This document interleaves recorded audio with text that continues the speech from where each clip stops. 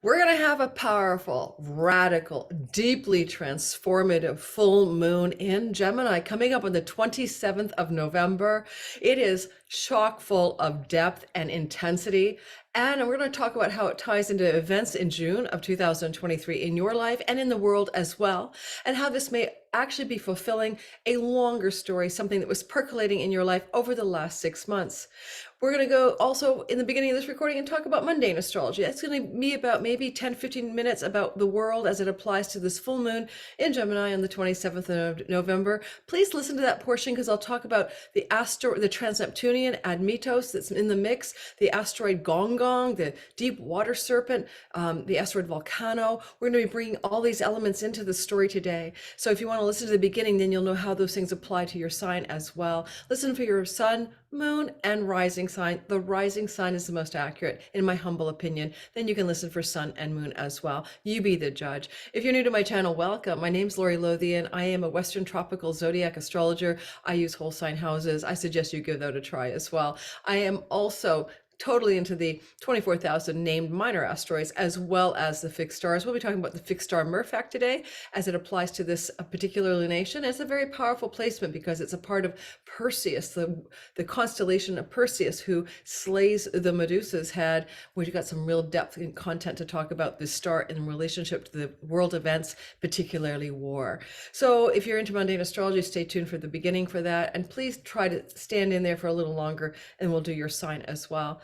Now, if you're new to my channel, like and subscribe. But I also want you to know that right now for sale, my 2024 All Sign videos are now for sale, 75 minutes each in a pre-sale order. I'll deliver them to you on the third week or the weekend of November 25th. Check the description box below. It's $49 for 75 minutes times 12. You can buy the package for your sun, moon, and rising, and you can share it with your friends and family. And normally it's $77, and you won't see this price again. I offer this at every single November, December in order to raise money to help fund my channel, get the equipment I need, help staff or help that I need in my astrology business. So if you want to, this is my version of my fundraiser. This content is not given to you ever live on YouTube. It's only private purchase. Hey, and a PDF guidebook that I'm creating to help you navigate through the major transits of 2024. It goes with the video content. Alrighty, let's get started. Oh, guys, what a frigging moon that we're dealing with here in Gemini. Normally I think of a Gemini moon, I'm like Gemini, you know, it's kind of mutable or playful and adaptable, but there's a few things going on here. The Sabian symbol of a 4-degree Gemini moon, full moon, rounds up. Okay, rounds up to 5 degrees, and that is going to be the symbol of a radical magazine. Radical as an extreme, extremist, you know, outside the box, cutting edge, extreme views or viewpoints. Now, you know, we have a lot of this going on now anyway. A lot of extreme viewpoints are in the media, in the world. There was a time when the pamphlet wars was on, and then we're back in the pamphlet wars, and I did a whole video about that, and we're like going through cycles of time, which extreme views and extreme propaganda, and all of that is in the ether. So a radical magazine does give me a sense that this Gemini communication, messenger of the gods, ruled by Mercury moon, can bring us in touch with a time of radical messaging in the world in the wake of this lunation, in the 2 weeks that follow, but also in the 6 months that follow. You'll notice that I mentioned at the beginning to go take a look at what you were doing in June 17th or June of 2023, and that for the world as well, because on June 17th, 2023, we had the new moon in Gemini. And you know, that new moon in Gemini in your life may have seeded something that you want to grow larger and have fulfilled at this time 6 months later. So you're in the fruiting or fulfillment of seeds planted in that part of your life in the Gemini whole sign house of your sky. So I'm an Aquarius rising, and the Gemini whole sign house is my 5th house of children, entrepreneurship, creativity. So when you know your houses and your whole sign houses, you can make some sense of this, but I'll be delineating it for you anyway. Back in June of 2017, there was a headline. In fact, it was on June 18th, the day after moon. And I'd like to share that with you. And I'm also going to show you the picture of the sky. So stay tuned for that. I won't leave you without a visual of what we're talking about. But I want to read that headline to you because I was just curious. And as a research astrologer, I like to look back at history. And coming out is a big AP News headline on June the 18th, 2023, was fiercest fighting in years. Fiercest fighting in years erupts in West Bank camp. Okay, in Israel, in West Bank of Israel, where we have Palestinians also living, as well as Gaza. And Israeli forces have raided a refugee camp in the northern West Bank on Monday, igniting the fiercest day of fighting in years. So you can go back, guys, to a new moon, June, and it triggers this archetypal energy of war and fighting. And it particularly is relevant, of course, because it is a time in which we have incredible, historically unprecedented conflict in Gaza with, I think at this time of my recording on November 15th, my Patreon community gets early access ad-free way ahead of you guys. You want that chicken for $5 below, 5 months below. I don't know, 12, 13,000 Gazans are dead, 12,000 Gazans are dead, 11,500, 70% are women and children. I'm not taking sides. I'm saying it's unprecedented that this much death has occurred in only a 4 or 5 week confrontation. So we see the intensity versus fighting in years in the West Bank. Israel invaded. Now we have this intensity here, a completion, a fullness around it. In your own life, it's not about war. In your own life, it's about what you were seeding in your Gemini whole sign house. All right? Simple. Now, I want to point something out here. I'm going to show you the sky.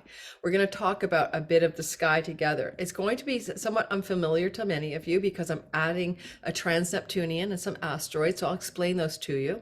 I took out irrelevant planets that are doing other things that aren't particularly germane to this particular lunation, so that's something to keep in mind. I may call this video something like threshold crossing lunation, or at the crossroads, or something like that. And that's because over here we have Hekate.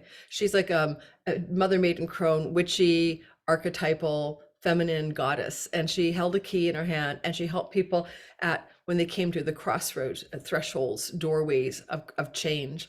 And the thresholds energy, the crossroads energy, is very much one of her archetypes. So we have a crossroads goddess at 5 degrees of the sign of Virgo. And in this sky, we see that this crossroads goddess is in a perfect square to the moon at 4 degrees of Gemini, near perfect, and the sun across the way. Every full moon is a moon opposing the sun. And so we have what we call is a T-square here. And then I'm going to annotate this because, of course, the software doesn't like to draw in a minor asteroid. So here we have, let's go back to the basics. We have this setup, right? This is for you guys to learn astrology. So if you want to jump to your sign, fine, but you're going to learn something. So stick around. See, try it out. So here's the sun creating an opposition to a moon. The sun is conjunct Mars in Sag. Sagittarius is a sign of war in the ancient tradition. It's also think of it as an arrow, right? A bow and arrow, sharp, pointy objects that go flying. People just kill each other with bows and arrows in war before they had guns. So it's a war sign. Mars is hot, fiery, and bothered. Conjunct the asteroid America. Yes, North America, but also America. USA is involved in the asteroid America. Also the sun. And over here is Mercury. Why is it important to look at Mercury? Well, Mercury's in Sagittarius. He's a zealot. He's a truth warrior. Sometimes he swallows the Kool-Aid. He goes Jim Jones on you. Especially he could deliver news and information and press and declarations and promises that are not true. When he's in Sag, he can be a confabulator, a liar, and creating untrue messages, basically. And he happens to also be square Neptune. And that's important because Mercury is the lunation lord, meaning this lunation is happening in Gemini. It's his home sign, his home kingdom. And Neptune Mercury square is so gnarly. What does it mean in general? It means there's some kind of misinformation, delusion, illusion, manipulation, deceit, lying, trickery going on to create some Neptunian illusion of information that isn't real. And this is happening in the world more acutely around the Gemini moon on November the 27th. At the same time, I want to draw your attention back to the crossroads goddess, right?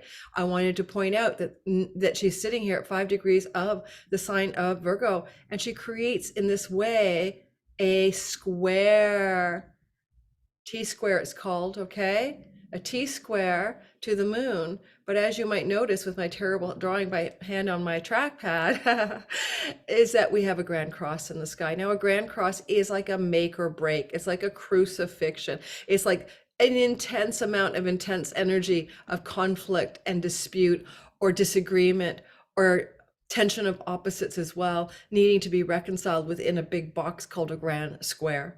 So in the world, because we're using minor asteroids, we get to see the grand square in action, but you'd still see T-square energy without adding over here Hekate. You'd see the moon in Gemini opposite this warrior Mars America sun. Sun can be the USA leader, especially because Sagittarius is the rising sign of Joe Biden, the leader of the United States. Sagittarius is the rising sign of the United States of America. Sagittarius is the rising sign of Iran. Doesn't get any more mysterious than that, now does it? Don't you think? And Sagittarius is the rising sign of, there's another, it's Iran. Oh, who else is a Sag in the war stories? It's Iran, USA, Biden, and it'll come to me. Another player in the, Netanyahu, his rising sign is also Sagittarius. So we see Sagittarius sun, meaning ruler. You can't just jump to USA. It could be a story about warrior Netanyahu, warrior Iran, warrior US, who knows, but it's all up there. It's really messy, really, really messy for the world. And, without putting in the crossroads energy at this tip of this energy, it creates a grand cross. We still have the Sun-Mars conjunction with Asteroid America coming into a square to Saturn. And that makes this, like this little red line here, a classic T-square. Saturn, structure, focus, discipline, perseverance, hard boundaries, walls, edges.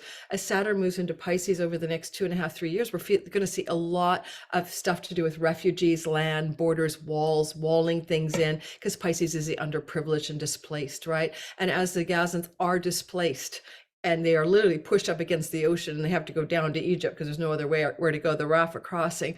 We see this Saturn and Pisces bordering an ocean, being a part of what we're seeing in the collective world now. We see it everywhere, though, displacement of peoples around the world, from chunks of land to other chunks of land. It's not just happening here. And boundaries, borders, and even in Canada, there's a bunch of uprising going around how many people we're allowing to immigrate here when we don't have enough housing or medical services for the Canadians who are already here. So there's going to be a global pushback against immigration, refugees and stuff like that, and boundaries and borders. But right now you can see it's acutely playing out in the sky on the 27th with a T-square to Saturn.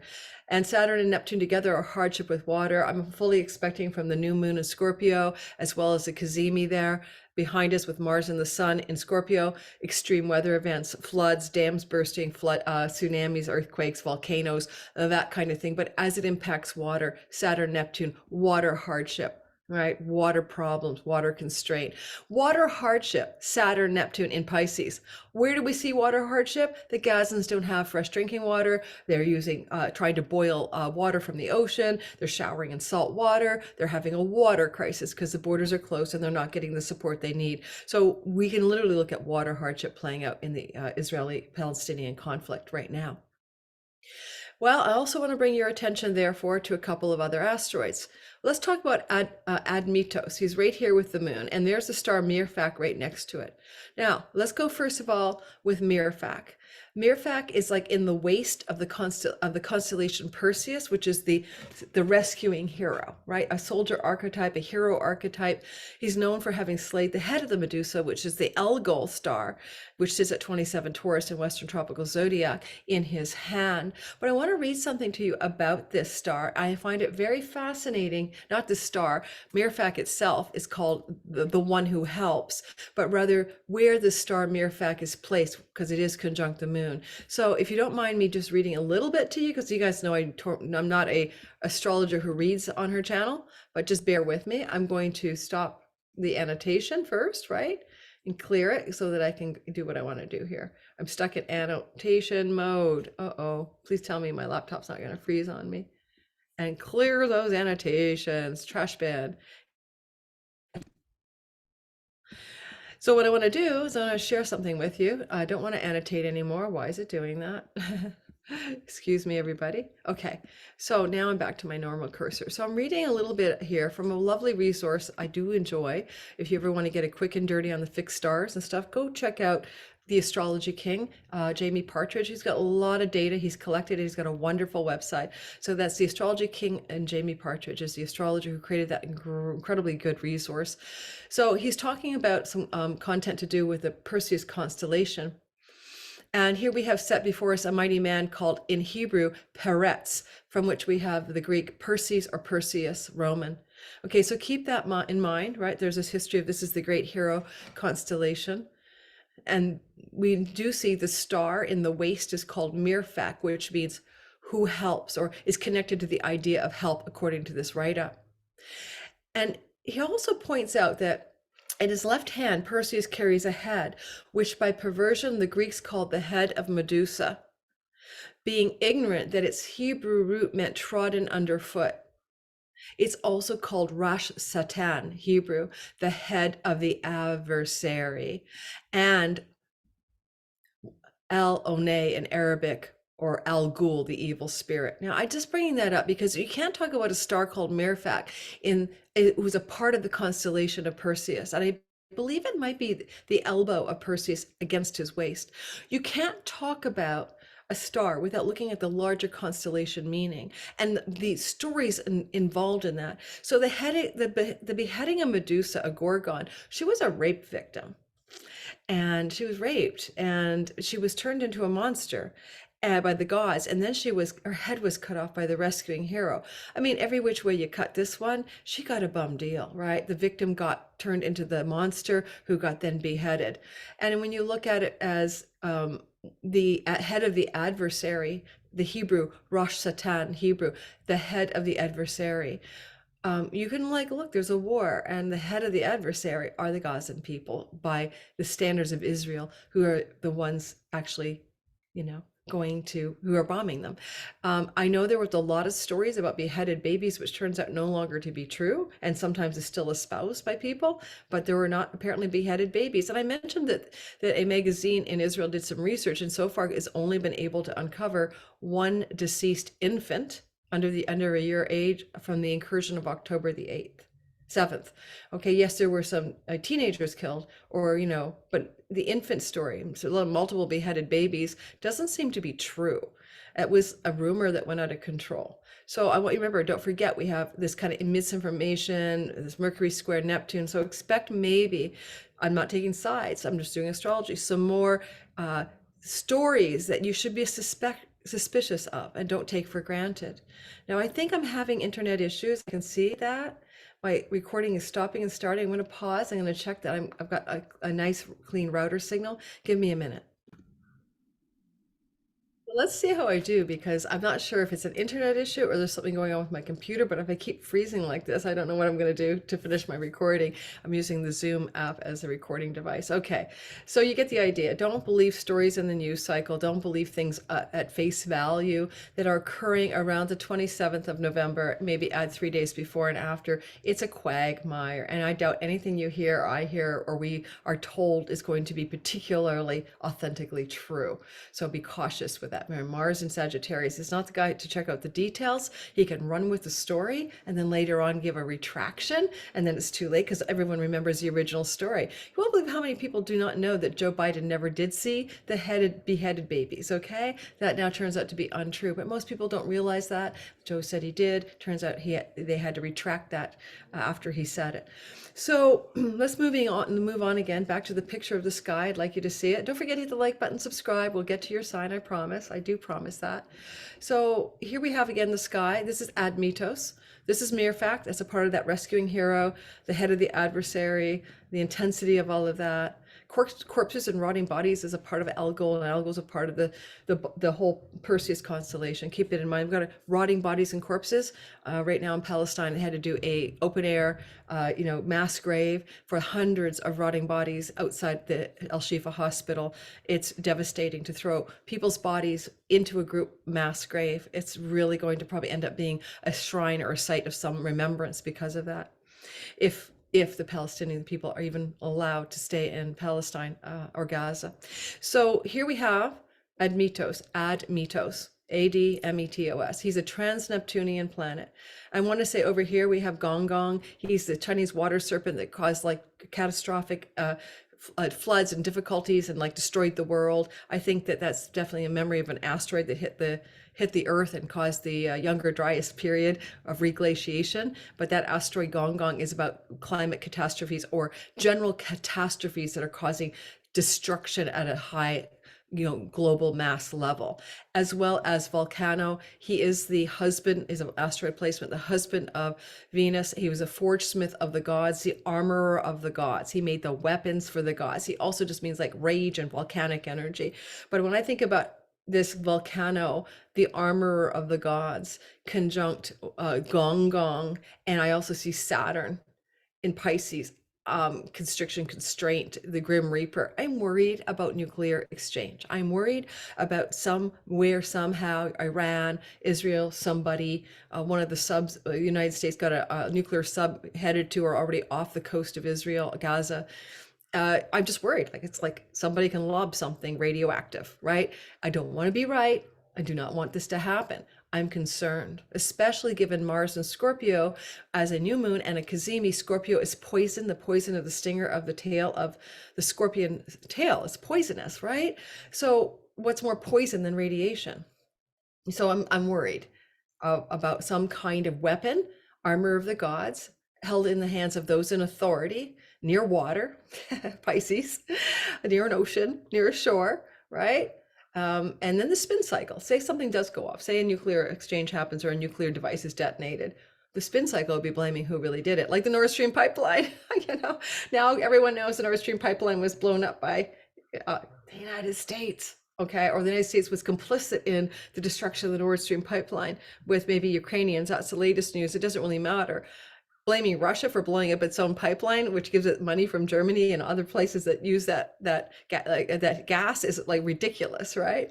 But people wanted to believe, yeah, Russia blew up its own pipeline. I mean, what's wrong with people these days to believe that story to begin with? But it's now been exposed as false, right? False. So then I would say something like, okay, well, here we go. What kind of toxic, explosive, volcanic event, either climate or weaponry, can occur in the wake of the full moon? Now, it can happen close to the full moon, sure, especially the 2 weeks after. And it may also occur in the 6 months that follow it, because every full moon leads to a new moon, every new moon leads to a full moon. So there's always the unfoldment over months, not just days. But, sometimes this kind of sky is very acute, right? Because Mars is moving up here in Sagittarius, and it's acute or it's intense energy. So it's probably proximate to the moon itself. And with Mars, up there with the arrows and the bows and arrows and shooting things in Sagittarius, which means, by the way, air too. Like Sag is connected to things that fly in the atmosphere or the air, missiles, drones, weapons, ballistics, things like that. It doesn't look good, guys. Like, this is one of my darkest videos. I've done it a long time. I'm so sorry. I'm not a doomsayer at all. I'm just being realistic. Now let's go ahead and thresholds, crossroads in Virgo. Virgo stands for Earth. Virgo's health. Right? Certainly not going to be healthy for any contamination, spillover on land or sea in which radiation is involved or something like it. Let's go to Admetos. It's a kind of sad story, actually. And it's an archetype of despair, depression, but sacrifice, loss, cowardice, and redemption. So much going on in that archetype of Admetos. But it's conjunct the moon, and the moon is how we feel often. And it's full feelings, big emotions, but it's mercurial. So it's two sides. It's the twins, very big feelings on both sides. This is a human sign. Okay. Aquarius is a human sign, and like a body, a physical form, but the twins is an embodied human form. So Gemini, Virgo, Sag, these have bodies in them, right? The half man, half centaur. The Virgo is a female virgin, holding with a bird on her shoulder and a sheaf of wheat in her hand. And because Gemini are the two twins. So we have bodies in these pictures here. And so humans, bodies, brothers, brotherly love, neighbors, these are energies of Gemini. And in fact, we're seeing war here. We're seeing war connected, strife between brothers. Now, and big full moon feelings and ideas, intellect, it's Mercury sign about what's going on here. let's talk about Admetos. There's a wonderful resource I'm going to encourage you to go look at. I've loved this site for several years now. It's called the Uranian Astrologer. Now, Uranian astrology is based on a different type of astrological chart method. But the second thing is it also uses something called trans-Neptunian hypothetical planets. I believe it was created by a German astrologer. So we're not talking about Kuiper belt objects. We're talking about hypothetical planetary bodies, but they work. They work. I find Cupido amazing in this tradition. So I'm reading from the Uranian astrologer, talking about Admetos and how she sees Admetos playing out in stories. In fact, she even has a chart for the Pentagon on her website. I'll put a link to her website below. And she talks about the role of Admetos in the chart of the Pentagon of the United States. So it's a Mercury midpoint, Mercury Admetos midpoint in the chart of the Pentagon, and an ascendant identity Admetos midpoint. Okay, so we have these kinds of, energy think tank. It's what the Mercury is, and she thinks that the solid, secure, stable is Admetos midpoint. But in a warring body, we've got a strong Admetos here, or a military body. Let's not say warring. Okay, I'm going to bring you over. I don't usually do this. We're going to go over together. Okay, we're going to look at the site. She's such a beautiful astrologer in terms of how she depicts stuff in her astrology. It's just beautiful. I mean, gorgeous art and everything else. So here we go. So this is the Admetos symbol to the left, and she describes it as the earth, or the sign of Taurus with the cross of matter and spirit running through it. And she gives it the delineation, a planet of depth and transformative power, as well as blocked energy or inertia. And her name is Susan Herskowitz, okay? And she has a video on each one of these.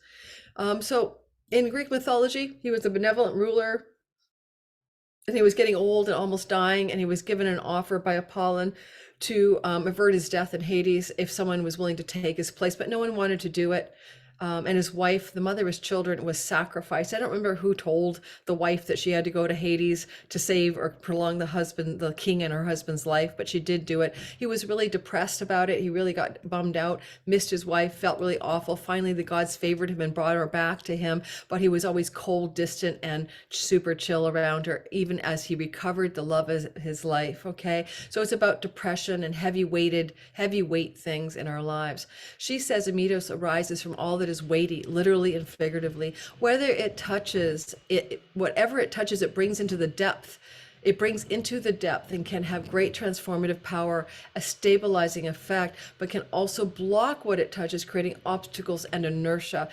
Okay, so I want to talk about the weightiness of this. It can block or it can bring transformative power.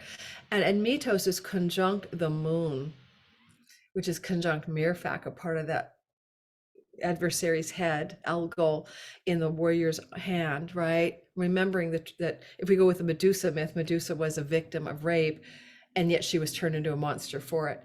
So, there's a lot of chatter amongst the world now, Palestinian advocates, but just everyday people horrified by what's happening in Gaza. But there's also the other story, as the United Nations head guy said, this didn't happen in a vacuum. That's not to excuse the Hamas attack that went under control and caused the death of 1,200, not 1,400, 1,200 Israelis. That's been corrected. But it's that the Gazans have been suffering and been victimized by being penned into the open air prison or the concentration camp of Gaza with no agency or freedom and nowhere to go and no airports and blockades and having to pass through tons of, situations. And the tunnels were not just war tunnels by the Hamas. They were used to smuggle goods through from Egypt and Israel that were needed in order to rebuild and reconstruct after the last war that decimated 6,000 buildings. So those tunnels were commercial tunnels that the Hamas are also used as war tunnels. And the fact that you have to tunnel under land to get to a place to get the things you need is why you can say the victimized Gazan people, run by a militant faction of reality called Hamas, are also like the Gorgon, like Medusa, who was a victim, who became the monster, right? Turned into the monster, then her head was cut off by Perseus, the rescuing hero. Think about life in terms of art, and life. They keep overlapping, and which is true. This is an amazing resource. Again, I love to share what I love. The Archetypal Universe by Ren Butler, a teacher and a friend. I hope to have him on my channel soon again. And basically, he talks about the archetypes of the astrology. And what we're going to focus on in the archetypes is the Mercury Neptune piece. Why? Because this is a lunation ruled by Mercury. Mercury is in a very tight square to Neptune. Neptune in Pisces, where he's already dreamy, spacious, and very zealous and religious, squaring Mercury. Mercury square Neptune is don't drink the Kool-Aid. It is so Jim Jones, right? What kind of religious Kool-Aid can be drunk that causes great harm to self and other? Sorry, I apologize for my dinging phone. I will turn that down and we'll get reading this little story, and then we're going to do all signs. Okay, so are we ready? I just about knocked my makeshift desk over. I apologize. Okay, so let's just talk about the archetypes of Mercury, the god of information and news, and Neptune, delusion, illusion, misinformation, manipulation, untruth, in relationship to especially Mercury in Sagittarius, where he's already prone to confabulation and falsehoods and overstating his case with zealousness. And I've got the truth, you don't. I'm righteous. He's very righteous there. So here we go from the Archetypal Universe by Ren Butler. We're talking about that Mercury in its shadow form, right? Not in its positive form with Neptune, but a shadow, a square. So the darker side of Mercury Neptune is errors and misunderstandings, confusion, wishful thinking, issues around honesty and clarity, a tendency toward errors and mistakes, missing information, flawed assumptions, misunderstandings and miscommunication, daftness, unreliability, missed appointments, an overlay of subjective thinking, an inability to communicate one's experience, ambivalence, ambiguous meaning, the influence of the unconscious clouding one's thought, mental confusion, uncertainty, doubt, skepticism, wishful thinking, denial, and believing what one wants to believe. Believing what one wants to believe. Finally, drum roll, the fudging of important details and distinctions, the possibility of deliberately or inadvertently misleading others or being misled, issues around honesty, deception, speaking with a forked tongue, secret harmful plans or research, people who want to pretend to be psychic, sanctimonious ways of speaking, and on we go. So you get the gist, right?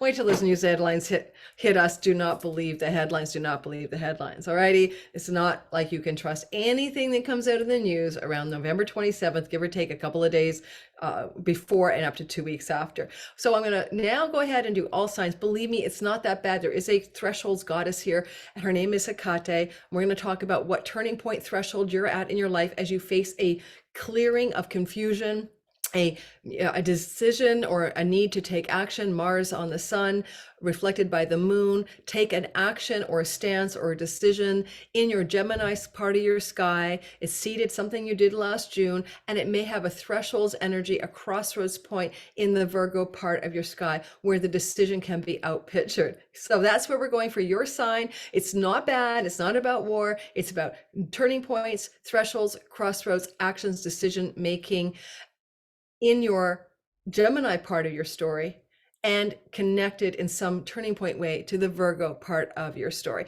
For each sign, I might add little extras that I'm not talking about as I give you the intro, but we'll see where I go because every sign is different and captures something new for me. Don't forget to like, subscribe, hit the bell for notifications if you like what I'm up to, and that would be so appreciated. And here we go for the all signs. So we're going to start, as I said, with Aries, and then we're going to go through each sign and talk about what this looks like for you. Please don't forget your rising sign is probably the best. I took a break. I'm back after a little bit of time on my new video doing the live premiere with a bunch of folks, and it was so much fun. We had 520 people in the live chat at once, or watching the show at once. And if you haven't seen it yet, go check out my Mars Kazemi video that I just released publicly on the day of recording, which is November 15th. It really goes into a deep cyclical look at how that Mars reset resets your life for 2 years. Go check it out in your Scorpio real estate of your chart. So let's get going and talk about the Aries people here. Aries, sun, moon, and rising. I am one of you because I have a sun and moon in the sign of Aries. This is going to look like a moon in Gemini trying to set something into fullness or completion or even fruitfulness that you began in June 17th, 2023. Add a couple of weeks. Things you were gestating back in June are now coming to full light in your house of siblings, neighbors, neighborhood, cousins, things to do with journeys, trips, travel, things to do with writing and communicating, online world, virtual and real neighborhoods, social media, websites, etc. I used me as an example in June. What was I doing? I think it was just launching my Deep Code. No, I was launching my latest Sky Reader promotion or something. But, I have to really think about what I started in those third house matters in June. But here we go again. Something big is happening here. But we have a lot of intensity with Admetos down here, knowing that there's a need for the sacrifice of a wife, some sacrifice and deep transformation, stability even that can be emergent from the third house. Now, for some of us, it just literally means our neighborhood. And you may be having a full light on the idea of what your ideal neighbors and neighborhood could be and where you really want to neighbor yourself. I know what I did in June. I knew I could remember, for example, as an Aries sun and moon, I renewed a lease and got an extension on my lease, which was expiring in July. So again, because it has to do with what neighborhood I'm living in and where I'm going to reside, it had a lot for me to do with which homestead I'd be in and which neighborhood I'd be living in. So think about how you're coming to a fullness and some completion and some extension of that story as we look at that third house. You may find that this is an opportunity, a full light shining in the house of trips and travel, and you may be experiencing an opportunity for a journey coming up in a couple of weeks after this full moon in Gemini. Now remember, we also have that opposition from Mars and the Sun, of course, making the moon full, and the moon's reflecting some kind of critical energy where you may need to or want to kind of power up, some kind of change in your life, some decisions and actions that are needed regarding the house of foreign shores and lands, courts and court matters, legal cases, third marriages, and situations that involve academic environments or the word book publishing or publications. Those are kind of layered in. I see this crossroads decision or crossroads moment or crossroads thresholds energy of Hekate in the sixth house, really connecting you to what the crossroads choice might be in the following big grand square energies of a crossroads choice around subtle addiction, self-sabotage, and self-undoing. I need to make a crossroads change and things that have to do with rental situations, pets, to do with, I'm giving you sixth house things, debts, things to do even with your workaday routines and health routines. And you're coming to a crossroads point here on November 27th. Definitely 2 weeks and maybe even 6 months. For me, I'm going to lay back and do a lot less, probably a lot less clients and a lot more videos, for example. But each of you will be doing something around work and health and pets and tenants, crossroads, decision-making changes, a little grit here, a little intensity, but you'll be able to make clear forward momentum around those things in the couple of weeks after the moon. And again, maybe tie it in somehow to what was going on in your life in June. There may be an easy way to connect the dots. Certainly with Saturn and Neptune in your 12th house, this is a time for Aries to really solidify and make concrete some of the things they wish to achieve in their spiritual life. But more than that, especially with the lunation in the house of God and Goddess, right? Sun and God, ninth house, and Goddess house, third house. But also, if you're anybody who makes money online from foreign shores and foreign lands through modern day payment processing systems and international revenue, certainly this is going to power that up. And you're going to be making some big changes and choices there as well in the couple of weeks that follows after this lunation. In general, I'm going to do a whole video on the Mercury square Neptune story. So I'm really not going to tie it a lot into this particular story because I'll have a whole separate video on that because it's just so juicy. But certainly watch out for confusion and uncertainty and kind of a zealot-like desire to declare a truth, Mercury and Sag in your ninth house, with righteousness without having all the details that are going on behind the scenes. And you might just be very careful about the speaking and communicating you do if it is about a big spiritual ideal or some kind of justified I know what's real and true and I've got the truth, because you really probably will make a mistake and be untrue or wrong. Of course, Mercury can represent other people in your life who are doing the same thing, including judges, professors, or third marriage type people. So watch out for their overly zealot enthusiasm about something that really needs a little bit more fine print checked out. What's going on behind the scenes on that fine print. Let's keep on going. This is not a long video on the all signs portion. I did spend quite a bit on the delineation up front, but let's keep going. Oh, it's not moving. Okay, now why is it jammed? Oh, I know why it's jammed. I think I set it for Aries, that's why. Let's just fix it. Back to whole sign houses instead of Aries. So give me a minute, guys. I apologize for not having it ready. And now I'm all the way in Gemini. That's a hoot. Let's go back. Okay. All right, let's do Taurus. Taurus, sun, moon, and rising sign.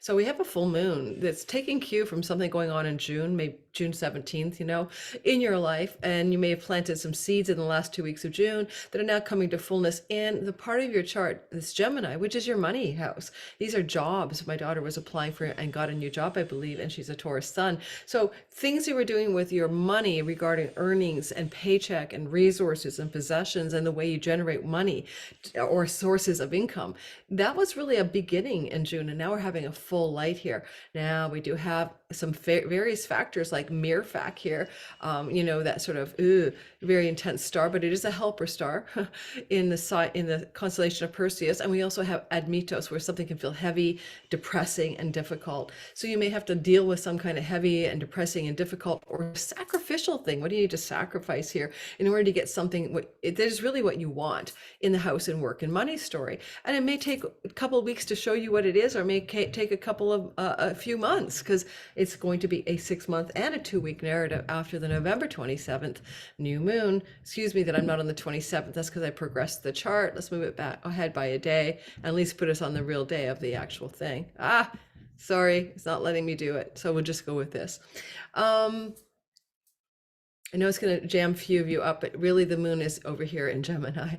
We also can say that Mars is going through the 8th house with Saturn, with the sun opposite the way for you Taurians, and that's a lot of intensity and powerful action and decisions needed about things like mortgages and chunky money and inheritance money and money that belongs to your spouse and money that you get from your taxes and rebates and insurance payouts and other kinds of other people's money that you can participate in, and the Lunatic is reflecting that as well. And with that square to the thresholds goddess in your 5th house, there may be some turning points for Tauruses around financial decisions and financial matters related to your children or your romantic partner, and you're dealing with those as well. Certainly also, if you're an entrepreneur, some entrepreneurial or creative projects require some thresholds, turning points, decisions in order for you to actually find the right solution to a situation that could feel financially burdensome, with Admetos in that 2nd house on this full moon. So I'll just use my daughter's example. She has 2 jobs. It's too much. She's a full-time student. She has to let go of 1 job. It's a burden to be working this hard. When I look at the crosshairs of Saturn, and of course we also have up there Volcano and Gonggong. Well, what is a volcanic thing that could be happening in your friendships groups? Maybe you might need to look more squarely at which groups of people you're hanging out with, especially when it comes to your finances. Are they draining you? Or maybe when it comes to your deeper enjoyment of life, is it too much for you? Neptune up there could also say, watch out for those friends who are party animals, addicts, and mentally ill. But you're definitely looking at a need to make some changes here, and maybe looking at your own shadow when it comes to the types of people that you are willing to consort with in terms of groups of friendships or belonging or social activities with others. Don't forget, Saturn here until 2026 is really going to lean out those friendship groups. Who's left standing are the ones that are worthy of your time, attention, and friendship. So we could see a winnowing in the 6 months that follow, or even the 2 weeks that follow, some of the friends that you associate with, and you may be getting ready to leave those associations behind for some reason. Okay, so keep that in mind as well. Okay, I'm having the weirdest situation, but let's fix it. All right, it's weirdly stuck, so let's keep it moving. And I'm on November 27th, and of course, I'm not on the right sign, but I don't even know why my software wanted to do it that way, but let's fix it. I must have saved it in a way that didn't let me change it. I've been using the software forever, and I still can sometimes not know why it's not doing what it says it's supposed to do. Gemini. Gemini, sun, moon, and rising sign. What we've got going here is a moon in your house. So you know, it's all about you. You are that Mercury ruled being, very mutable, adaptable, flexible, and changeable, Gemini. And here we have this lunation lighting up yourself. Now, you want to go back, of course, to June 17th last year, 2023, I mean, add a couple of weeks. What were you seeding? What new ideas, what new projects, what new directions, what new things were focusing your attention focused on that may be coming to a fullness, a fruition, a completion energy at this time, November 27th, out a couple of weeks. But I'm wondering as well if you're feeling a little bit heavy or burdened because of Admetos here, which is deeply transformational and can bring solidity, as we read earlier, but also can be a place where things can also be almost depressive. So you may be feeling heavy or depressive about some things that you were planning or projecting out or seeding into being in June. And you're looking at maybe cutting away Mars, Sun on the other side, some of those associations, those business partnerships, those alliances, those clients, or the way you reach out to your audience or marketplace and communicate with them. I certainly am.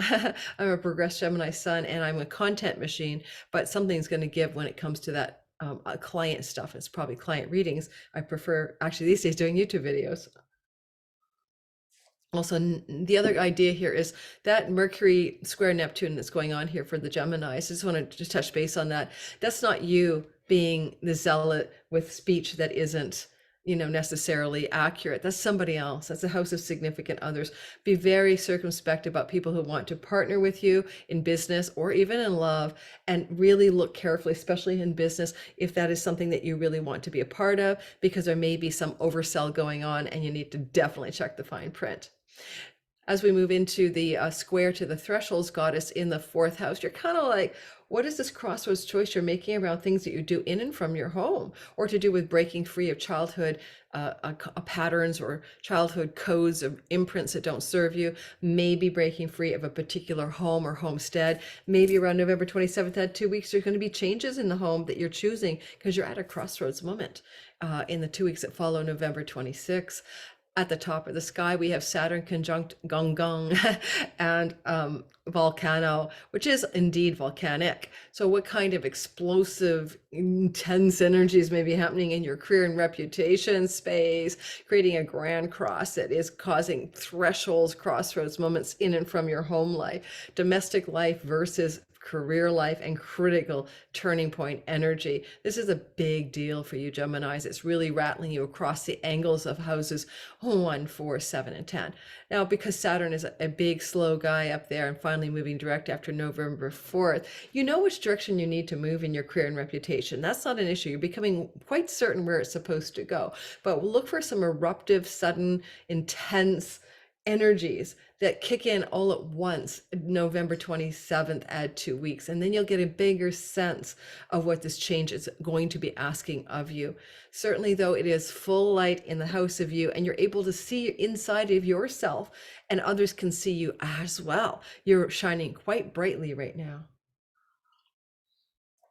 All right, let's keep on going. Cancer, sun, moon, and rising sign. Well, certainly this is a lunation, is taking cue from June's full new moon into now the full moon, June of 23, to the full moon in your 12th house. So basically, it's a soft touch for you. You may have to really recalibrate or come to completion around an addiction, a self-sabotaging pattern or habit, a bit of junky, clunky, monkey karma knots you need to untie, maybe even some kind of situation that has to do with revenue and generation of money from a foreign shore, PayPal, Stripe, and all of that, the way we make money from barter and trade across international borders. And that's quite common in our modern online world. So some changes may be happening there, or completions or fullness, because you see the burden, some Admetos is there as well. Where has this maybe felt difficult? Don't forget the downtrodden energy of Mirfak being a part of Perseus as well. There's a lot going on that can feel very heavy in that part of your sky. And, you're coming to a crossroads thresholds change point in that third house. Well, that can be a big change in your online world, any of your social media platforms, your website, your way you communicate, the way you do commerce, selling, and merchandising as well. Also, big changes in relationship to a sibling, particularly younger, or even a neighbor or neighborhood, but at a crossroads turning point archetypal energy for you coming up in the 2 weeks that follow this particular moon, and maybe even the 6 months as well. May have a turning point opportunity for travel, especially to foreign shores, and that may likely be more over the 6 months that follows. And if you do have an opportunity to travel to a foreign country, which I suspect you will, this is going to be real foreign from your natal birthplace. Usually, this is going to be very important to you. It opens up that ninth house, third house corridor, which looks like a gritty tension, but can be opportunity from some greatness. So take chances when it comes to education, higher education, even lower education. Be willing to step into greater success through travel, foreign countries. All of those things are very active for 6 months ahead for a lot of you. If you're a Cancer rising, Sun or Moon into book publishing, well, this is a very much about the writing publishing axis of 3-9. And there's some catalytic intensity up here for sure, with the volcanic energies of Volcano, and really almost like a repressed energy that can burst forth. You could say that you're looking as well with the Sun conjunct Mars, that really Mars at its joy in your sixth house, really kind of shifting gears and cutting away from things that you do that are not really your thing in work. What kinds of the work are you doing that you want to cut away? Maybe you're not in the right job. Maybe this is the wrong work for you. You may be reflecting that question mark and looking for the answer over the course of the next 6 months from this moon. Also, you may be looking at cutting things, changing things, moving in new directions, or that are going to fortify better health, especially if it involves removing a kind of escapist addiction or a substance that's not good for you, self-undoing. The Sun with Mars is the ruler of things you put in your mouth, and the 12th house axis, sixth house can involve addiction. So look for a clearing of substance dependencies or addictive dietary habits or something like that over the course of the next 6 months. Even just self-undoing, like, you shouldn't eat Haagen-Dazs every night before bed, but you can't help yourself. Some example. I mean, mac and cheese as well. All right. Leo, sun, moon, and rising sign. Well, it is a sky that opens up a full moon in your 11th house of good spirit, which is a very lucky and positive place in the sky. It involves those larger groups of friends and belonging, big siblings, benefactors and allies, people who wish to help you. A full light up here is taking cue from June 17th, new moon. There may be a way to connect the dot. Did you start new friendships? Did you join new clubs of belonging in June? Add 2 weeks. Mid-June, add 2 weeks. Did you decide or create or find a new way to make money, greater gains in your career? Did you receive some perks or rewards from your career, or did you incite ways to begin things to improve your earnings from your career? All that happened in June. Now it's coming to full light and fruition, but there's a heaviness with Admetos here. It's a very difficult placement if we look at the side of despair, depression, emotional disconnection of that story of Admetos, which I told you in the beginning.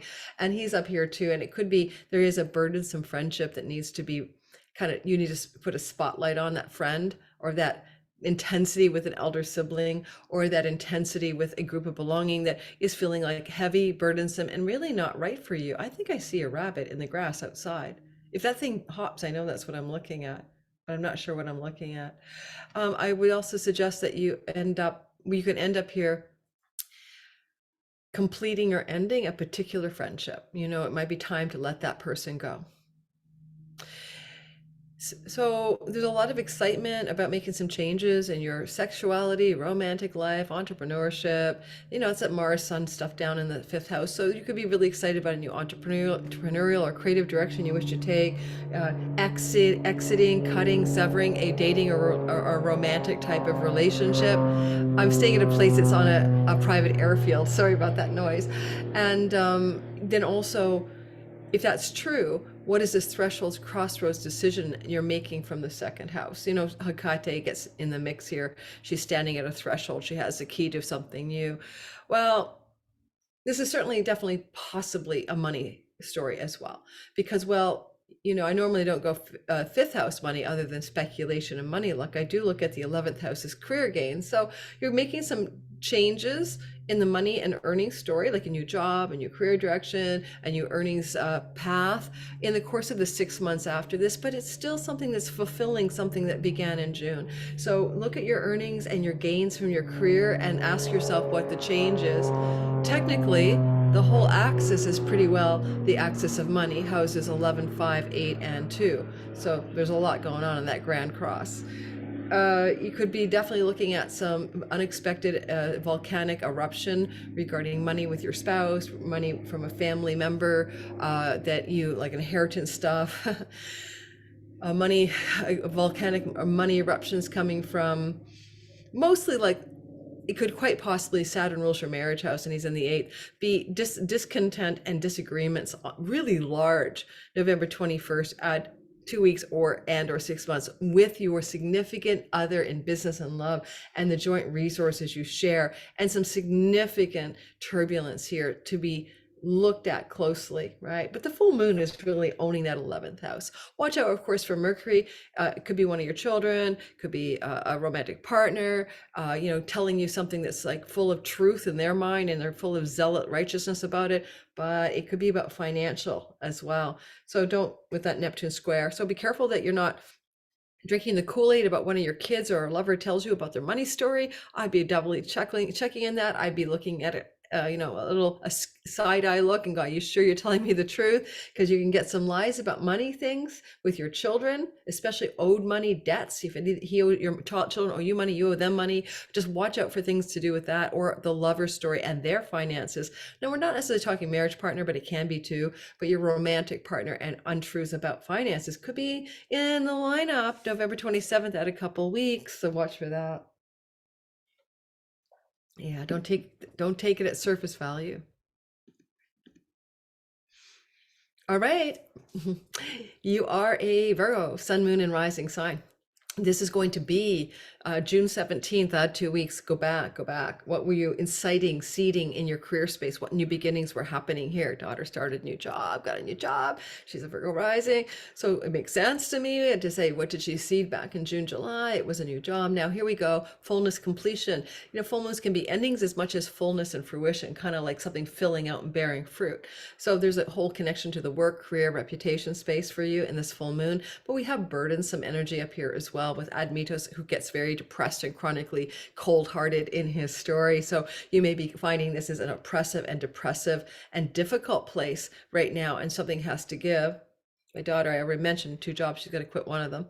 And she's admitting she doesn't really like one of them, so that would probably be the one that goes. When I look down at Mars, watch out for arguing in the household with someone you live with, or passion. But this can be very intense energy when Mars is here for 6 weeks in Sag, and he's connected to the sun that the moon is reflecting. So there can be some significant, difficult, challenging, and maybe not even true conversations going on in your home life. And you have to be really cautious around that kind of conflagration. You are the triple thresholds goddess. You are the one that has the key in your hand to what it is, which door you want to take, which direction you need to go at a crossroads moment. November 27th, add a couple of weeks. You are the one in charge. No one's foisting this upon you. You decide. You're at a turning point. Across the way, Saturn is making your significant business and love partnerships feel difficult and hard right now. He'll be doing that till 26. He's kicking the tires, testing the foundation, and making sure the engine block's not cracked. He wants to know that this thing can endure, and if it won't, he'll kill it off. Sorry. But it's also your audience, marketplace, and clients, and they feel hard to you right now as well. This is not your easy, happy space. You could say volcanic eruptions with your marriage, business partner, or client can happen that are very destructive, and the communication isn't very clean and clear because Neptune is obfuscating it. And so the conversations in and from the home or homestead with a business partner, a love partner, can be destructive, combative, declarative, and also false. So be careful that someone's not misrepresenting a situation. It's not you doing the misrepresenting. You need to really see what's true here. They may be telling you bullshit basically, and they're arguing with you but not even telling you what's really going on or what's really, really true. So you're going to dig a little deeper here. Again, business and love partnerships are prone to this intensity in the 2 weeks that follow this lunation. But ultimately, whatever this is going to do, it's going to up-level your happiness and joy in your career. Trust me on that one. And it's going to allow you to make the decisions you need to make. Finally, sometimes Mars cuts the home. So there may be some intense decisions going on, or actions and decisions going on about leaving a home, buying a home, selling a home, changing your home, but also in regards to business and love partners, they're in the mix as well. So keep that in mind.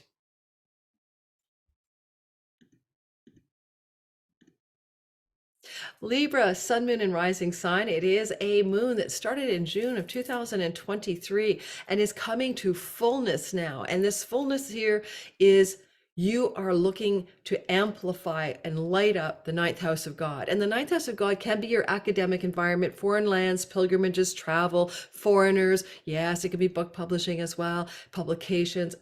Courts and legal matters, big light up there. What started in that ninth house in June that's now coming to fulfillment. However, it's a heavy energy with Admetos, the trans-Neptunian conjunct the moon. Ooh, it may feel like you've got some real need to sacrifice something to change your spirituality, your belief, and your faith in the reality of God and truth and wisdom. All these spiritual stuff of the metacosmos ninth house. You're waking up a spiritual intensity here as well. And with Admetos involving a difficult choice to stay alive. His wife was sacrificed, eeks, but then he felt bad, and then the gods fixed it, and then he felt depressed about the whole thing anyway. If you're in a third marriage environment, this is your third marriage, because the ninth house is third marriage, second house is second marriages, then you may also be having some heaviness in a third marriage situation for Libra, sun, moon, and rising. Marriage meaning long-term committed love. If you want to publish a book, though, or get a book publishing contract, yay you, full light up here. The next 6 months can bring that to you. Just be very careful that you're finding the right person. Mirfak is baking in with the star a possibility of some good results. It's a powerfully positive star, so you might get some great results. Just watch out. I don't know what Admetos has to say about it. Don't sacrifice for something you don't really want. Don't take the lesser publishing deal, for example. You got Mars across the way in the third house, and he's with the sun. You're making some big changes here in your neighborhood, neighbor environment. Travel plans could be changing. This is reflected in the ninth house of longer distance travel. So some changes around travel situations. November 27th, add 2 weeks. But a crossroads decision is being made in the 12th house. Are you having to give up an addiction, a self-undoing, a bad habit, a pattern? Are you having to give up some situation that involves revenue streams from foreign shores and foreign lands? Are you having to give up or set a change or make a decision at a crossroads way about some person or situation that involves hospitals, prisons, or insane asylums? Okay, those are all 12th house things. Underdogs, the underprivileged. When people do social work, they're often loaded with planets in their 12th house. They're helping the underprivileged, the people falling through the cracks, the homeless, So there's a turning point there if that's the kind of work you do or any kind of involvement you have. Then you have this intense square, of course, in the big story to Saturn in your house of work and health. Work feels hard, health feels challenging. Maybe you're trying to be stern, disciplined, and strict to keep better work and health routines going, but you have an explosive, destructive Gonggong / volcano energy here coming off this moon, especially in the 2 weeks that follow. There could be a deep explosion with a coworker, somebody in the office space, somebody who's a colleague, an employer situation that looks really gnarly. Communication is not very good because Mercury is not in good shape. I wouldn't believe anything here. So whatever you or this person are doing, a third house matters can be an online blow up, not in a good way, right? Not like, oh yeah, I got viral, but like some kind of real gnarly communication with a neighbor, with a sibling, or with some online situation. But it's also squaring Neptune in the house of work and health routines. Okay. If your IC floats in the third house, this could be a disruption in your rental and tenancy agreements of some sort, whether you're the landlord or the tenant. So watch for that as well. In the 2 weeks that follow this moon, again, communication is not on target. You need to really look at that Mercury and say, he doesn't know what he's saying. Your neighbor, your cousin, your sibling, someone in the online world flaming you, I don't know, flame warring you. It is literally trolling you. It is literally stuff like that. So if that's a part of your world, the online world, just duck for a couple of weeks after this moon. This too shall pass. Okay. Scorpio, sun, moon, and rising sign. So we have a full moon in Gemini, and Gemini is your eighth house of, I always say, chunky money. Yeah, it doesn't belong to you guys. It's like, okay, I got it through a commission. I got it through a royalty check. I got it through my partner and I sharing our resources, the business partnership monies, speculation, stocks, but it's inheritances. Now, there's a seed planted here, way the heck back. There was a seed planted in your eighth house. And that seed planting in your eighth house in June of 2017 is you put things in motion that could lead to this kind of fulfillment of fullness in a money story. Mars is making you work really hard. Gangbusters, go for it. In terms of the ambition to create money and create success, especially, by the way, if you use your voice at all, house of speech is involved, where you're a speaker, a singer, the voice is important to what you do. And you are pushing forward, I love it, to succeed in the earnings story with this November, by the way, November 23rd, ingress of Mars into your second house. So I'm doing a whole video on that, but it's more like, look at the gangbusters Mars Sun that this moon is reflecting in financial gain through chunky money, not through your regular day job paycheck. You can also look at this as well as there's a thresholds, crossroads, turning point in your life up in your 11th house of influence of large groups of people, sometimes fame, your 11th house of friends as allies, greater gains from your career and elder sibling. Big crossroads changes are trying to unfold here for you. I'm not sure what you wish to change or what will change, but it may be also they're changing, like a crossroads decision is being made by that, say, elder sibling or friend, but it's going to impact you in a financial way. There's that financial axis of 8 and 2 that are in the mix. With Saturn in your fifth house, if you are a creative, an artist, a writer, a singer, anything, you have the discipline and the hard work and the focus and the endurance to do the work you need to create the outcomes you want, to make your dreams real, your creative Neptunian projects tangible. My son, who's on TikTok, has been putting a video out a day of his music and his riffs, and he just went on a viral hit today, the day I'm recording. He's a Scorpio rising, which is November the 15th. So yay for him, for perseverance, for not giving up. And so this energy, though, is coming to a critical crossroads November 27th, add 2 weeks or add even 6 months, baking in a feeling of having to really, one, consistently work at it in your creative entrepreneurial projects or love and romantic directions, and your sexuality, in your relationship to your children if you have them. But I like the volcano here because it's like a volcanic eruption, and Gonggong is like the water serpent who's the great destroyer of the world. But you may have something very intense going on in entrepreneurial, creative projects, Scorpio, Sun, Moon, and Rising, or with one of your children. And it doesn't always have to be bad. It is intense. Now, Mercury does not know how to tell the truth. When he's in the second house, he's in the speech house. This can be speech that is untrue. You may be the one doing it. Now, don't forget, he's also motivational, and he does go big or go home memes when he's in Sag. He writes speeches like I have a dream. So he has some good things he does there, obviously, but he is squaring Neptune in the house of children. Be careful for communications with your children, with your romantic or love partner that are fraught with the Neptune square stuff. If you go back to the beginning of the video, I read a really lovely section from a book about all of the Neptune square meanings to Mercury. Go back and listen, right? It's certainly worth your time.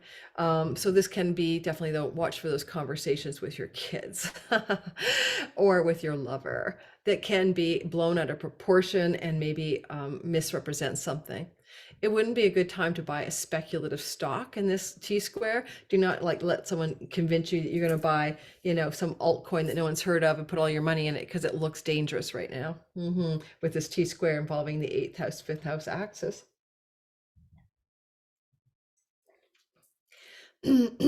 Secrets from your children busting forth if you have children, or your lover. Shocking secrets being volcanically released in the 2 weeks that follow this moon are also possibilities. Sagittarius, sun, moon, and rising sign. Well, Sag, what's going on here is that you're going to have a full moon in your seventh house, the seventh house of your marriage partners, business partners, audience, marketplace, clients, legal contracts, and vows belong here. You started something in June 17th, had 2 weeks behind us. That was a new moon. What was seated in the relationship part of your chart where significant others intersect with you. And this is now coming to a completion or a fullness, certainly with Mars in your house of you from November 23rd. You're gung-ho, gangbusters, decisive, action-taking, full of vim and vigor, full of fire. You know what you want, you're going to go for it, but you're also connected to that Mercury, and that's a little bit worrisome. You could have very strong, very loud, very big speech that you're making and talking and communicating to others, but you may not be you might be overemphasizing, confabulating. What is the other word? You know, when somebody doesn't make it up, it's not lying, but it's the word of, you know, overstating your case. And that's not what I'm thinking of. Exaggerating. You may be exaggerating things that you're speaking or saying in the world for some reason. So watch for that as well. But you may be speaking that stuff to somebody you live with, or speaking that kind of exaggerated stuff to your significant business and others. But be careful for that, because it could backfire on you. So watch the way you speak in the 2 weeks after the November 27th moon, because this kind of bakes in that Mercury problem. You do have a crossroads decision or a turning point or action that needs to be taken in your career space, with Hekate squaring the moon in the career and reputation space, giving you a turning point storyline. Now, if you live with somebody, there is a square from that Mercury lunation lord to Neptune in the fourth house, and this could be really difficult and not really over exaggerated, and very hot conversations that are also very confusing and don't really hit the mark with some person in your life that cohabitates with you. Certainly can be a significant other. It can also be a child, but it's likely a significant other, because it activates the house of significant relationships. And you've got this Saturn making your home life feel burdensome, hard, isolated, and lonely, perhaps. And now we have volcanic stuff and Gonggong down there and Volcano. You know, this is explosive energy in the home, you know, squaring off here with Mars, which is very frustrating, which is very intense energy as well. So you might watch in the 2 weeks that follow this moon, November 27th, that 2 weeks, for that kind of uncontrolled, explosive, and heated communication with someone you're living with. And with Admetos in your seventh house on this full moon, is your partner feeling depressed? Is your marriage or business partner feeling overwhelmed, heavy, weighted down, or despairing? And are you fighting back with your Mars sword in Sag, like a flaming sword? And if so, is that what you want to do? Do you want to do that? Because you can cut that relationship off. That November 23rd adds 6 weeks, you know. This is one of those times where if you're not happy with your partner who's all mopey, you could cut it off. What were you and a significant business or love partner or client type thing doing in June of 2020 to June of 2023? Because now the flaming sword is in your hand, Sagittarius, as well as this flaming speech.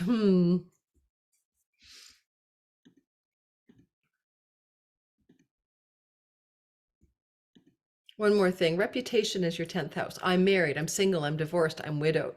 What is your categorical reputation? There's a turning point, crossroads. Do you want to continue with the current reputation?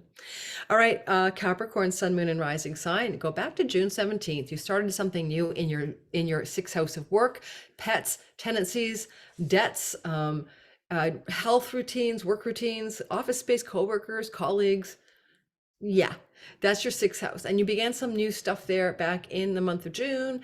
And now, Capricorn, you are definitely looking at a situation where there's a full light. So you may be completing, ending, or fruiting something there.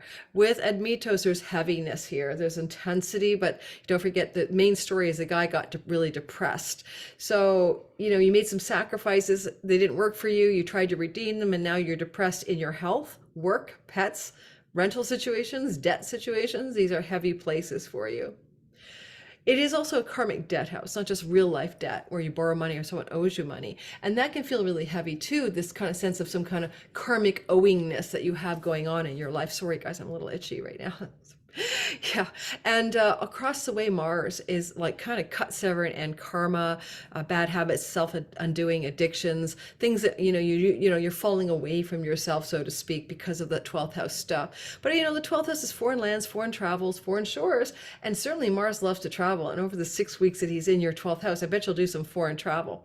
But you may be experiencing in the moon on the November 27th timeframe some intensity around foreign shores and travel, and it's connecting perhaps or to foreigners, and it's connecting to the workhouse or the workaday routines house. You might have a crossroads decision to make here about legal matters, third marriages, legal court cases, academic environments, and foreigners and foreign circumstances. That's a Admetos in your ninth house, or book publishing.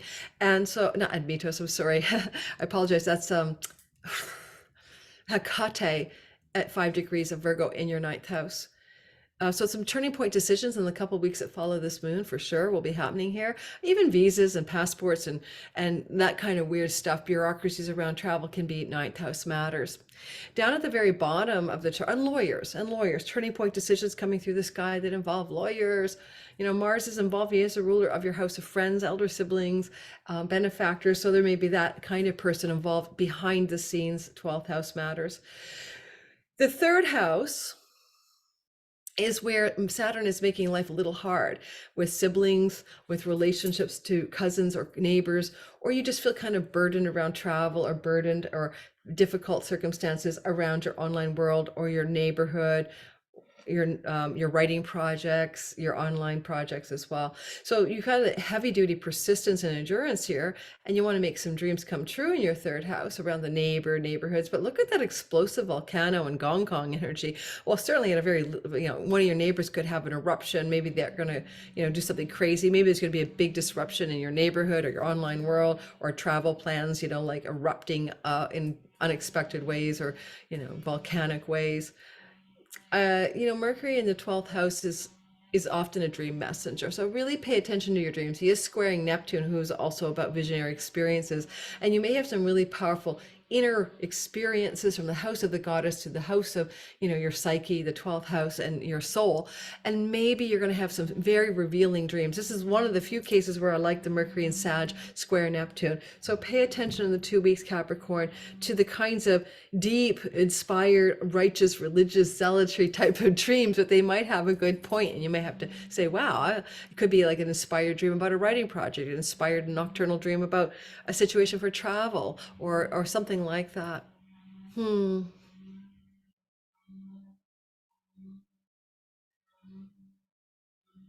And finally, having Saturn in your third house squaring the sixth house, 12th house axis, it's kind of very metacosmos. It's very intense energy. So only if you're on a spiritual path, right? Only if that's a part of your story. This whole axis is really going to open up a potential spiritual turning point, crossroads, thresholds, doorway you could cross if you're on a spiritual path with Hekate, spooky Hekate, the witchy goddess in your ghost whisperer in your ninth house, and opposite that third house, Saturn. Okay, let's keep going. Let's get going. I'm one of you, Aquarius, sun, moon, and rising sign. People joke on my channel that I always say I'm one of you, but I am one of you. So here we go. I'm Aquarius rising. So here we seeded something in the fifth house of creative projects, entrepreneurship, children, romantic love, sexual love, hopes, dreams, fun, play, joy, and pleasure. So we seeded something in that part of our chart back in June 17th and out a couple of weeks. And now it's coming to a fruition or a fullness or a fruiting, maybe all of those in your fifth house. So one thing about it is Admetos here can make that fifth house, whether it's your relationship to your children feel burdensome, the relationship to a lover, and I don't mean a long-term committed love is a Leo place for us, okay? It's a casual romantic love life, sex life thing can be the fifth house. So if those types of people are there, it's feeling heavy. They may be despairing. You might be despairing about it, but even your entrepreneurial endeavors can feel heavy and solid and blocky and kind of dispiriting for you. And so there's something full and light to show you that, like, is this bringing you joy? Is this bringing you pleasure? Or are you depressed and overworked here? sure, says Lori. Uh-huh. But yet Mirfak can bring some great success, and a full moon can shine up really good light on your creative projects and on your art and on your entrepreneurial and your business endeavors for sure. But you do have a square. We do have a square, all right, to Hekate in the eighth house, and an opposition to Mars and the sun. Obviously, it's a full moon in the 11th. What do you need to cut off, cut away from in your groups of belonging, social circles, friendships, or connections to elder siblings, or in the way you make your career gains? What do you have to slice, prune, cut, get the gangrene limb off, prune the rosebush, deadwood off so that things can thrive? You're pruning, cutting, and shearing here for 6 weeks. And this lunation reflects that cutting and shearing and pruning process for you. You could lose a friend. You could quit a club. You could change dramatically by taking some things away and eliminating things, the way you create gains from your 10th house of career and reputation. But you got a crossroads decision to make that has to do with chunky money. That's at Hekate in the 8th house. She's also a ghost whisperer, and so she could represent deep psychological transformational stuff going on. That's a crossroads as well for you, especially shadow work. But if it's not shadow work, then it could literally be some kind of really existential moment around money you share with a business partner, a long-term committed love relationship, taxes, insurances, commissions, royalty money, that kind of thing. You're at a crossroads around that chunky money. Because Saturn is in the house of earnings, where you're working hard to make the money you want in a very reliable, reasonable, and replicable, enduring way. And he'll be teaching you that to 2026. And it's good for you, Aquarius, because he's the Lord of your sign. For you, Saturn in the second is a good thing. You are having Saturn also squaring off with this moon, with Gonggong, the destructive water serpent, and a volcano, some eruptive, maybe exciting, maybe challenging financial situation emerging November 27th at 2 weeks. And it may be good, maybe not. It's a volcanic energy. It does square, however, that earnings house of your career earnings in the 11th, where the sun is sitting on this moon. So it can be so many things. It's all a money axis for you as well. So, okay, Aquarius, I guess it could say there's going to be a volcanic eruption in your earnings. It's connected to Neptune, which can be storytelling, illusion, delusion, TikTok, YouTube, and Instagram. Maybe I hope somebody doesn't report me for talking about situations that are, I don't know. I don't want to turn it into Astrolata. Someone help me out here and pray for me that I don't get demonetized or something on this platform here. But who knows what it could be? I always have to trust the universe knows what it's doing. I kind of say that, Mars is making your energy around the career gains passionate, but also clearly looking for what needs to be cut. And an explosion in the second could show you what to cut. Do you need to quit one of your 2 jobs? Do you need to quit this kind of money earnings? Do you need to change this job? Do you need to change the way you're doing something? If you're an entrepreneur, those things apply as well. There's crisis in squares, guys, but crisis and conflict that promote growth and change, right? So it is that kind of energy. Okay. I don't know what else to say. I'm not liking this for myself. I was an Aquarius rising, but we do have Pluto coming into our house next January. Oh my God, a Pluto-Mars conjunction next year as well in the new year. Oh my God, I can't wait to talk about that with you guys in my All Signs 2024 mini videos. So the big ones are for sale down below. 2024 All Signs videos to remind you, but we're going to power up. We're fine. We Aquarians we've got this. But right now, this looks pretty gnarly. So November 27th, add a couple of weeks or even 6 months. There's some big changes going on in the way you make money online, in real life, in your entrepreneurial business. It doesn't really matter. I only said online because Mars cutting and severing is the owner of your 3rd house of online world, but also can be any kind of way that you make money. Okay? It's changing. It's all changing. And finally, and best, and always best, and super sweetly lovely Pisces, sun, moon, and rising. Love you guys. Have a lot of Pisces in my life, a lot of them. So what we have here is we have you fruiting and fulfilling and completing 4th house matters with a full moon in your 4th house of home, property, land, real estate, house of the mother, childhood, ancestral stuff, and literally the home and the land you stand on. From seed you planted in June 17th, at a couple weeks, or all through the 6 months that followed, you've been looking for a new home, new beginning, or new things to do in and from your home. These are stories that have been showing up for you. And now you have a fullness here. Now that can be a big full light, a completion in a good way, like finally I found my perfect home in the 2 weeks after this new moon, full moon, or even 6 months after. Also can be a change, an end of a story around the home stuff. You may be feeling somewhat burdened. Admetos is down here, right? And you've been feeling like this moon is suggesting you will feel a sense of heaviness or burdensomeness or cold detachment around the theme of the home as a result of Admetos being here. Maybe you're feeling depressed about your home situation. And at the same time, this full moon is looking across the way at Mars, Sun in your 10th house, which is a huge amount of excitement, passion, directionality, momentum, work, perseverance, and willpower regarding the career and reputation thing, you know? And you may be really booting up a huge amount of success in the sense that this moon reflects that passionate Mars solar energy in the 10th house. But something about home is a little bit heavy here. 10th house Mars can cut away and change your job if you quit, get fired. Someone in that job place is going to get fired, and that reflects some heaviness as well from the full moon in the house of home. Maybe domestic life as well can feel a little bit heavy. Now, you have a crossroads decision to make regarding business partnerships, marriage partnerships, legal contracts, the way you connect to your audience, your marketplace, and other. This is Hekate. Now, you may not be making a crossroads choice. It is the other person that is in the thick of a crossroads choice. Your business partner, your marriage type partner, your client type person, audience type. They're making these crossroads choices. It's not in your house of you. It's over there in the house of another. Not your choice to make. Okay? But it's happening. These crossroads choices are here. You're looking at you being this Neptunian being, Piscean being that had a lot of intense energy since 2011 as Pisces Neptune energy played out for you, Neptune traveling through your sign, confusing you, fogging you out, making you not want to do anything, not sure what you want, all that stuff. But now, it depends on your rising degree, right? The earlier Pisces risings felt it like in the beginning, 2011 to 2014, and then 2004. Now this is a late degree. Pisces are feeling all confused, fogged out, half enlightened or whatever.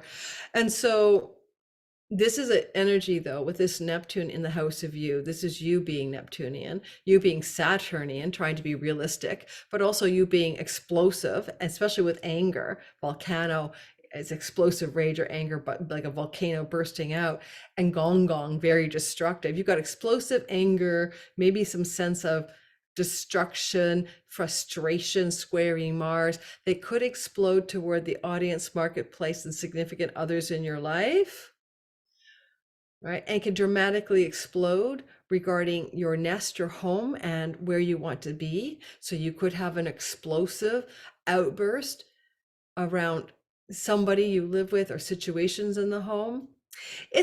It's critical because for you guys, it's changing everything. This 2 weeks and 6 months that follow this full moon can change your home, change your relationship status, marriage partner, business partner status, legal contracts. I mean, certainly Mars squaring Hekate could be a threshold crossroads moment to make a decision about a potential job opportunity, but it's also got a lot of heaviness from the home base and a lot of intensity in your demeanor about it, right? If armor of the gods is sitting in the house of you with Saturn and making you a little more dour and a little more strict and a little more controlling, and you aim that volcanic part of it over a destructive energy of it over at the 7th house, you could really harm a person that matters to you. It doesn't have to be your marriage partner. So be very careful. November 27th, add 2 weeks about where your explosive energy lands. All right. It squares the house of people you live with, blow up with someone in your domestic environment. It opposes the house of significant business and love partnerships. It squares the place of work and bosses, right? All said and done, you have to sit on this carefully. You're on a volcanic precipice and you might explode. And this may not be exactly what you want. Communication with Mercury in your 10th house of career and reputation, squaring Neptune in the house of you, could be really careful about any kind of career changes and opportunities that may be emerging in the 6 months that follow or 2 months that follow, please get the fine print. Please get the details, get someone to look it over, because I mean, Sun, Mars, Mercury could be someone in power offering you something for your career path. And it may also need to be really fleshed out to see if this change of direction in career, contract or deal, right? Because Mercury represents contracts, negotiations, and deals, is exactly what it seems. And not saying it's not good. It might be wonderful. You need definitely to get really good details, legal agreement, like get a legal eye on this, especially with Mars ruling the house of lawyers and courts. Get a legal eye on any contracts for work or business that may come your way in the 2 weeks or 6 months after the moon, okay? Lastly, a full moon in Gemini, in the 4th house with Admetos. Watch for, let me say this the right way before I finish up. Because if you're going to buy or sell real estate, you've got a lot going on here with this thresholds goddess in the house of contracts and buyers in the 7th house. Be really careful around buying and selling real estate decisions you're making. November 27th, add 2 weeks. Make sure that you're looking at all the fine print, making sure you don't miss a beat here, because I'm a little worried about that situation with Mercury being in such bad shape as ruler of your 7th house of legal contracts. You need to get a legal eye on it, not just a real estate agent eye. For example, this is one example of how it could play out. All right. Many ways it can play out. All right. Thanks for listening, Pisces, Sun, Moon, and Rising. Thanks everybody for listening to this long video. I will put this out. I'm recording on November 15th. My Patreon community gets it first. You may get it on the 17th. You may get it on the 18th or 19th. I'm not sure. But anyway, if you want to get early access, ad-free content, check me out. $5 a month, 3 video meetings a month with me in private. I teach classes over there. I give you a ton of stuff that you don't get here, especially in the 3 Zoom meetings a month. And I have a promotion that's ongoing through November. And you just sign up for my Patreon and get 2 free classes. Are You My Person Synastry class and Chiron, the Key to Purpose replays that you can have for free, plus the rest of my 2023 all signed videos for free as well. Why not look at what's left of this year? That's a promotion to get you to come in. It's an ethical bribe. If you don't like my Patreon community, you can leave. No hard feelings. Just try me out. Easy to unsubscribe at any time. Thanks, guys. Thank you for everyone, all my regulars who might have been listening all along. Thank you so very much. I really appreciate all of you. I had a great turnout today. As I said, 525 people showed up for my live premiere. It's the highest I've ever had on my Mars Kazemi video. So if you haven't seen that video yet and you're watching this video, I'll put the link below, but it's a big deal. It changes your life for 2 years. It's not just 17th and 18th of November, 2-year change. Okay. Take care, everyone. Bye-bye.